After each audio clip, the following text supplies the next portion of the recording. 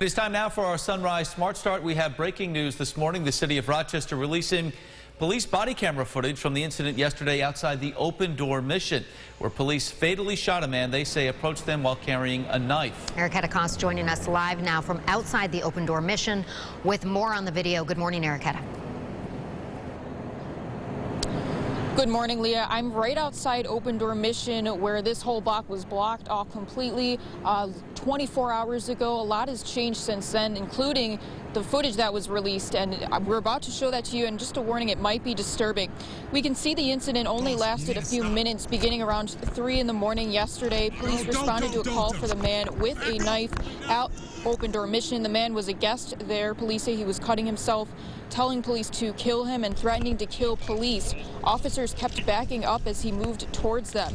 In a news conference yesterday, the Rochester police chief says deadly force should be a last resort.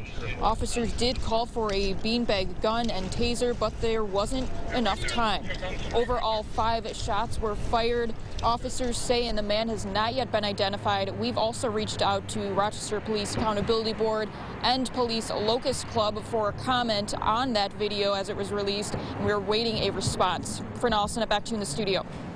All right, for much more on this shooting as we continue to follow it and reaction from local leaders in the investigation, head to our website, rochesterfirst.com.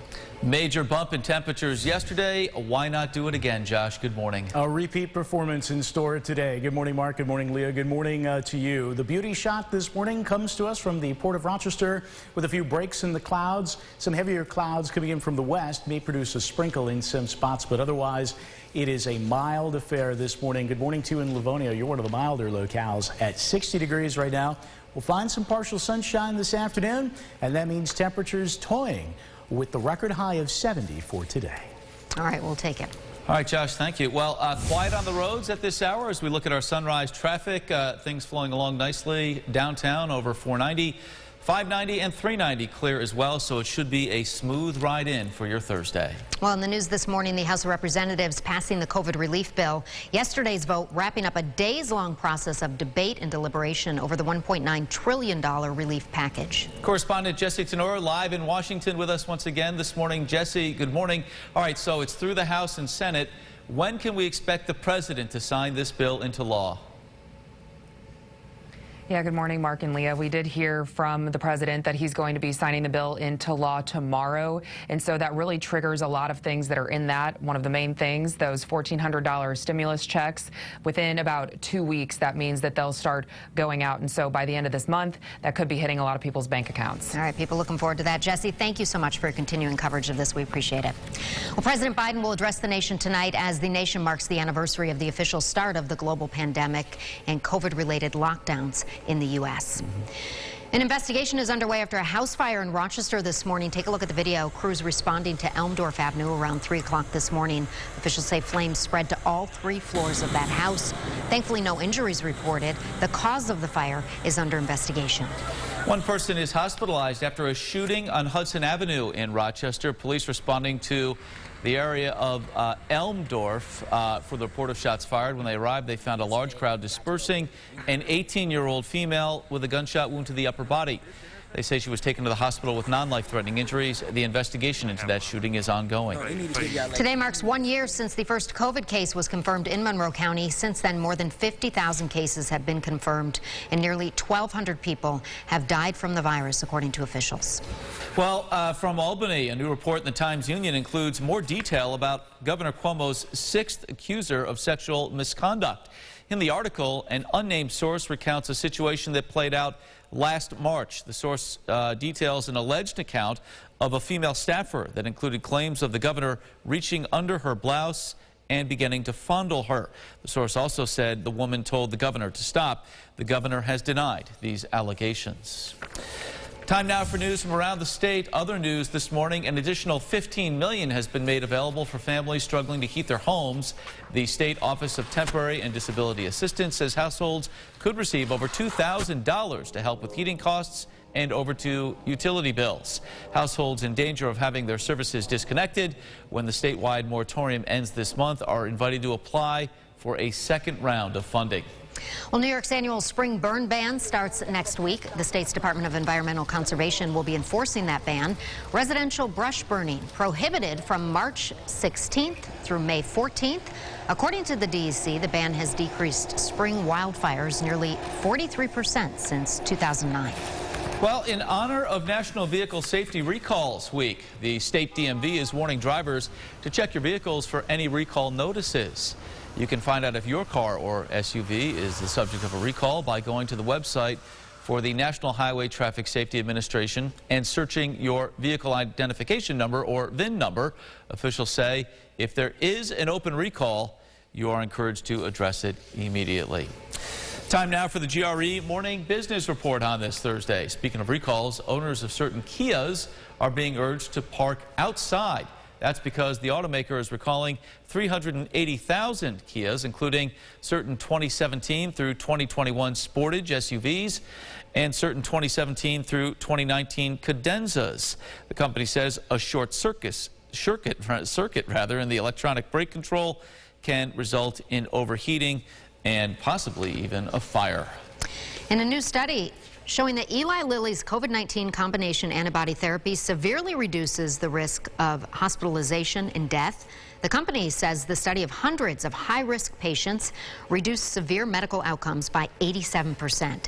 U.S. officials authorized emergency use of Eli Lilly's COVID-19 fighting cocktail in February for high-risk patients 12 and older diagnosed with the coronavirus. Jonesing for some pancakes on this Thursday morning? Always. Well, the IHOP in Henrietta is no longer an option. It's closed. That, according to a recorded message when you call the restaurant.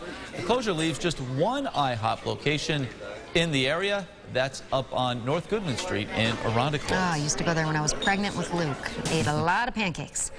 All right, the popular online gaming platform Roblox has gone public via direct listing on the New York Stock Exchange. Roblox has become very popular during this pandemic, especially with tweens. It allows them to create worlds and do things like pretend to go to school, adopt pets, and play dress up. Roblox has nearly 33 million users across 180 countries. The company is valued at $30 billion. You said your kids play that? Yeah, I know a few Roblox players, that's for sure. Keeps them occupied for a while.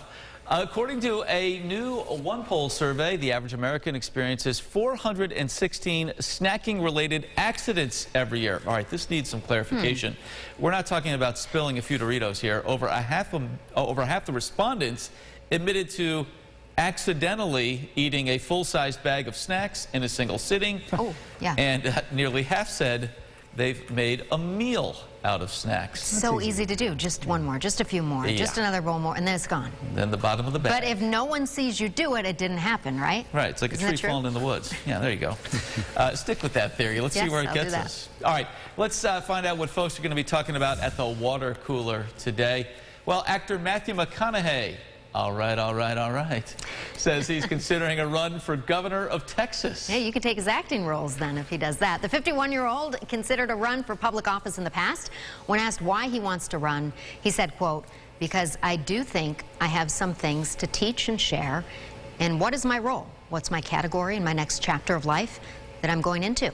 Current Governor Greg Abbott is up for re-election next year, but wow, that would be a tough opponent. He does have a lot to say. I almost bought his book the other day, Green Light, I think it's called. Far away from his part and dazed and confused, that's for sure. Yeah.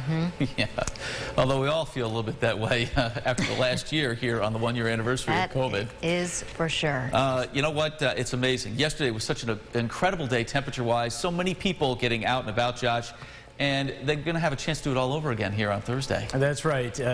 We're not dazed and confused that we have a taste of spring to enjoy again here for the day today. Remember, the normal high is 41 degrees. We hit 68 record-tying degrees yesterday in Rochester, and I'm projecting a high of 69 for the day today. The record today is 70, set back in 1927. we have a shot at it if we have enough sunshine, but I do think clouds will tend to win out just a little bit. Although the best chance of seeing 70 today in our neck of the woods probably going to be along the immediate Lake Ontario shoreline. Why? Because of a very fresh southerly breeze that is going to help overcome whatever lake breeze component would be there otherwise. So just another day of spring fever as the party rolls on. A few breaks in the clouds right now up at the Port of Rochester, and it is mild. You're starting out the morning in most spots in the middle and upper 50s, so we've got that higher launching pad for the thermometer this morning, and there are even some spots right around 60. Now, what you see here on radar, most of it is not reaching the ground. We call that virga. That's showers that are basically aloft. What will happen is that little batch will move on by. We'll see some breaks in the clouds. That gives us some partial sunshine, and that sends our temperatures soaring this afternoon into the upper 60s. There will be a front making its approach later tonight. That is a sign that the party's starting to wind down. So enjoy it while it lasts, because it'll be a while before we see 70 again. All right, we'll celebrate big time then. All right, thank you for watching News 8 at Sunrise. Our next update is coming up in about 30 minutes. CBS This Morning is up next. Be safe and have a great day.